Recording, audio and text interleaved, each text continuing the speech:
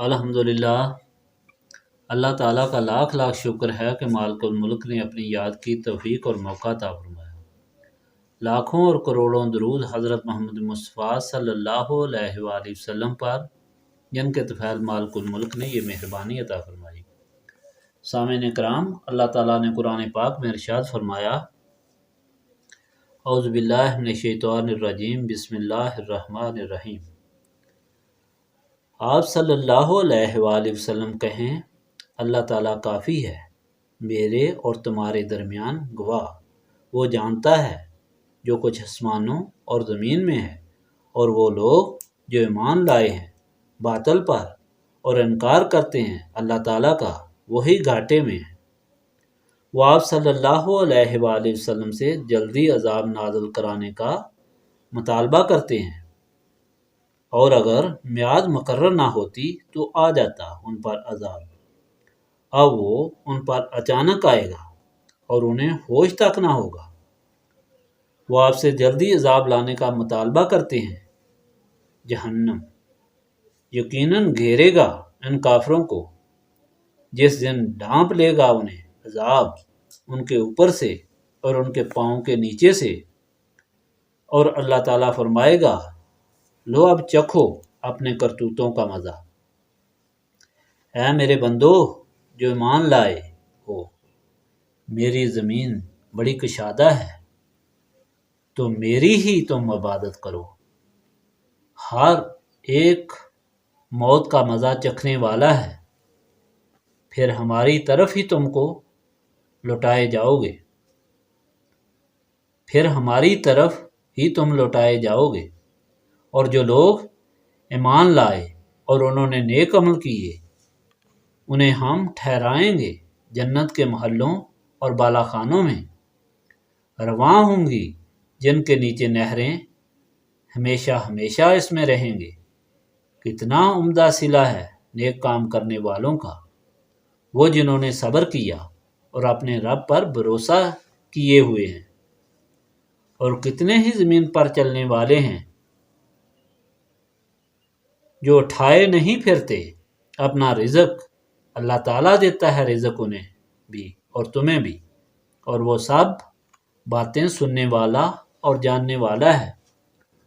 اور اگر آپ پوچھیں ان سے کہ کس نے پیدا کیا آسمانوں اور زمین کو، اور کس نے فرما بردار بنا دیا سورج اور چاند کو، تو وہ ضرور کہیں گے اللہ تعالیٰ نے۔ پھر کہاں یہ توحید سے پھرے جاتے ہیں۔ اللہ تعالیٰ کشادہ کرتا ہے رزق کو جس کے لیے چاہتا ہے اپنے بندوں سے، اور تنگ کرتا ہے جس کے لیے چاہتا ہے۔ بے شک اللہ تعالیٰ ہر چیز کو خوب جاننے والا ہے۔ اور اگر آپ پوچھیں کہ کس نے اتارا آسمان سے پانی، پھر زندہ کر دیا اس سے زمین کو اس کے بنجر بن جانے کے بعد، تو ضرور کہیں گے اللہ تعالیٰ نے۔ آپ کہیں، تمام تعریفیں اللہ تعالیٰ کے لیے ہیں، بلکہ ان میں اکثر لوگ نادان ہیں۔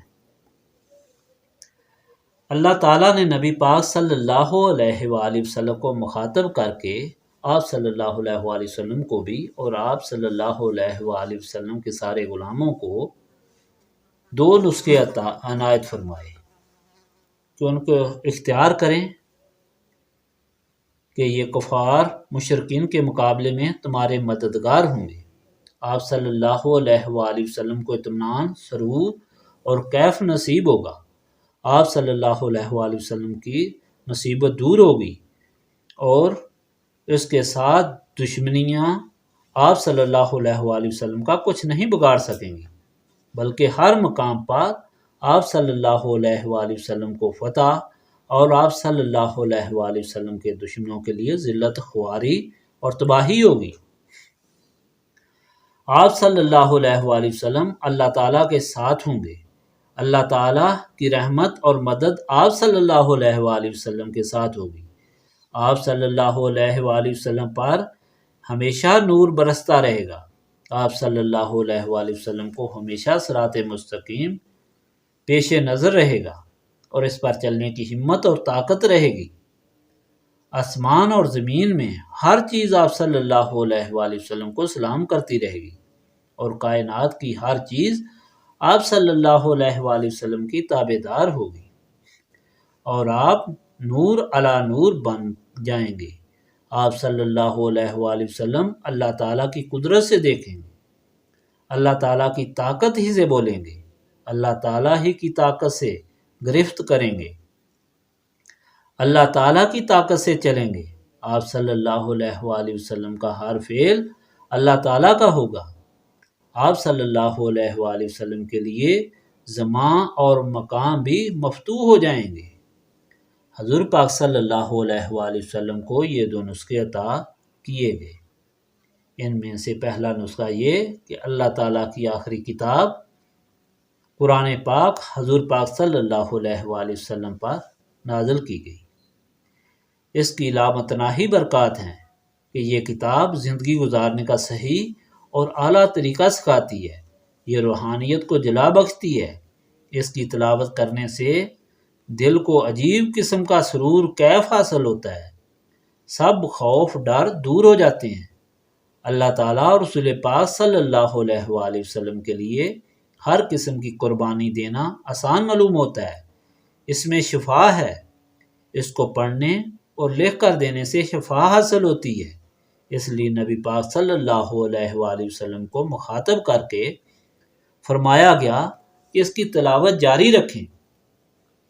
دراصل حضور اکرم صلی اللہ علیہ وآلہ وسلم کے غلاموں کے لیے اس کی تلاوت کرنے کا حکم ہے، ساتھ ہی یہ تاکید بھی ہے کہ کوئی بھی اس کی تلاوت سے بے نیاز نہیں ہو سکتا، جبکہ اس کی تلاوت کے لیے حضور سید المرسلین صلی اللہ علیہ وآلہ وسلم کو حکم دیا گیا ہے۔ دوسرا نسخہ جس کو اختیار اور عمل میں لانے کا حکم دیا گیا ہے وہ نماز ہے۔ جب بندہ اللہ تعالیٰ کو یاد کرتا ہے تو اللہ تعالیٰ اسے یاد کرتا ہے۔ جب تک وہ اپنے اللہ تعالیٰ کے ذکر میں مصروف رہتا ہے اور نماز میں ہوتا ہے تو اللہ تعالیٰ بھی اس کی طرف متوجہ رہتا ہے۔ اللہ تعالیٰ کا ذکر اتنا عظیم تحفہ ہے، جب بندہ خلوص دل سے اللہ تعالیٰ کو یاد کرتا ہے تو اللہ تعالیٰ اپنے اور بندے کے درمیان ایک کھڑکی بنا دیتا ہے جس سے وہ اپنے بندے کو دیکھتا ہے، پھر اہل عرش کو طلب کرتا ہے، وہ سجدے میں پڑ جاتے ہیں تو اللہ تعالیٰ فرماتا ہے کہ آج میں نے تمہیں سجدہ کرنے کے لیے نہیں بلایا بلکہ اپنے بندے کے دل کو دکھانے کے لیے بلایا ہے۔ اس وقت اللہ تعالیٰ کے بندے کا دل اللہ تعالیٰ کے ہاتھ میں اس طرح چمکتا ہے جس طرح سورج اہل فرش کے لیے چمکتا ہے۔ آج کے فرمان میں نبی پاک صلی اللہ علیہ وآلہ وسلم کو حکم دیا جا رہا ہے کہ ان منکرین کو بتا دیں کہ اللہ تعالیٰ دیکھ رہا ہے کہ آپ صلی اللہ علیہ وآلہ وسلم کس طرح حقیقت حال سے ان کو باخبر کر رہے ہیں، کیونکہ وہ ہر چیز سے واقف ہے۔ جو لوگ اللہ تعالیٰ کو چھوڑ کر باطل کی طرف رجوع کرتے ہیں وہ گھاٹے میں ہوں گے۔ اس وقت تو وہ عذاب مانگنے میں جلدی کر رہے ہیں، مگر جب ان پر عذاب آئے گا تو اچانک آئے گا، ان کو اطلاع دے کر نہیں آئے گا۔ اس وقت ان کے نیچے اوپر آگ ہوگی اور ان کو حکم ہوگا، یہ وہ ہے جس کو تم مانگتے تھے، اب چکھو اس کا مزہ۔ اس کا ایک وقت مقرر ہے، تمہارے کہنے پر نہ آتا ہے نہ ٹلتا ہے۔ پھر اپنے بندوں کو فرماتا ہے کہ اللہ تعالیٰ کے بندو، اللہ تعالیٰ کی زمین بڑی وسیع ہے، اس کی طرف رجوع کرو اور اس کی عبادت کرو۔ ہر ایک نے مر کر اس کی طرف جانا ہے۔ جو لوگ ایمان لا کر نیک اعمال کے ساتھ اللہ تعالیٰ کے سامنے پیش ہوں گے ان کے لیے جنت میں محل تیار ہیں جن کے نیچے نہریں بہہ رہی ہوں گی اور ان کے لیے بہترین بدلہ ہوگا۔ یہ اس لیے کہ انہوں نے اللہ تعالیٰ کی خاطر صبر سے زندگی گزاری۔ دیکھو، عقل سے کام لو، کوئی جانور ایسا ہے جو اپنا رزق ساتھ لے کر پھر رہا ہے؟ اللہ تعالیٰ ان کو بھی دیتا ہے، تم کو بھی دیتا ہے۔